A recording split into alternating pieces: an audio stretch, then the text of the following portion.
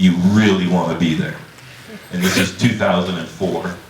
And at the press conference, he announced that the '05 Tour de France would be his last race. He was retiring afterwards. So it was essential that we were there. But we had to fly back to Georgia after the live, the network wanted to cover it live. So we flew from Georgia up to New York, then flew back, and got back to the Atlanta airport at 2:30 in the morning.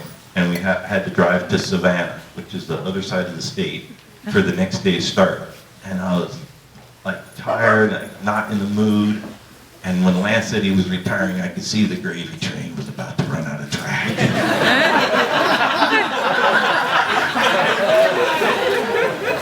Both me and Phil were so despondent. Are you kidding me? I'm just starting to make some money at this stupid sport. So, and I'm like, all right, whatever. It's retiring. We're good at what we do. We can make it. Such a fool. But got the rental car and started heading to Savannah. And I was like, I wonder how far it is to Savannah. And Phil's like, it's about a 4.5 hour drive. And I'm like, what? It's 2 in the morning. So I'm like, we can do it in 3.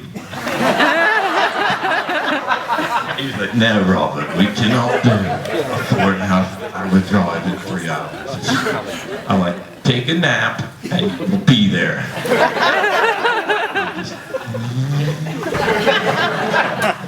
And the roads were deserted. I mean, it was like, and the highway started at 6 lanes, and then went down to 5 lanes, and went down to 4 lanes, and then it was 2 lanes, and just these long rolling hills. And on the descents, I could get this rental car up to about 110 miles an hour. And Phil was falling asleep, and I was like, wow, 110, that's awesome.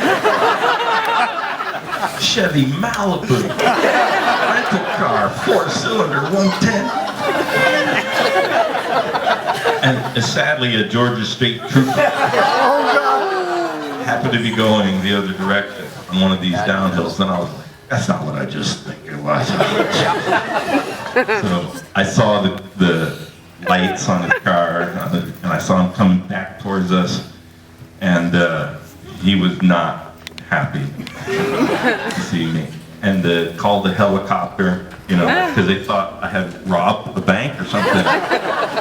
And so you have the police chase helicopter, the ghetto beam that comes down.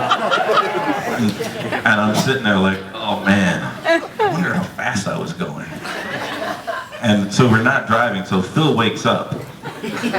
Just as the state trooper gets there with his shotgun pointed at my head. And the beam from the helicopter coming in. And he goes, oh dear Robert, what have you done?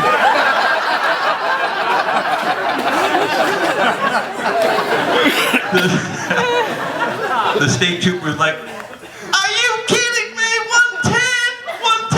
This car doesn't even go 110. Are you some sort of time traveler? No, I'm not a time traveler, no. I'm gonna shoot you. You know what would happen if you wrapped this car around a Georgia pine? Like, it'd probably be not as bad as if you shot me. Shut up! I'm talking to you. I'm like, if you shoot me, just, don't get anything on Phil. Stand over this way more. I know who that is. I know who you are. So he's like, if I give you a ticket for 110, you have to go to jail.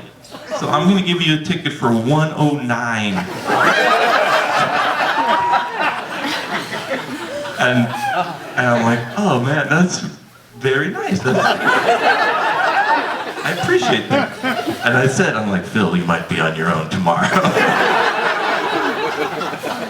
And the guy was like, I don't believe it. I can't Bobkey. He's crazy. So the next day, Phil, first stand-up, we almost got shot last night. 5 seconds from here. I'm so sorry, Phil. But I have the ticket is on my refrigerator. 109 at 4 in the morning in a 55, which I don't recommend. Especially if you do it, make sure Phil Liggett's in your car, so you won't get shot.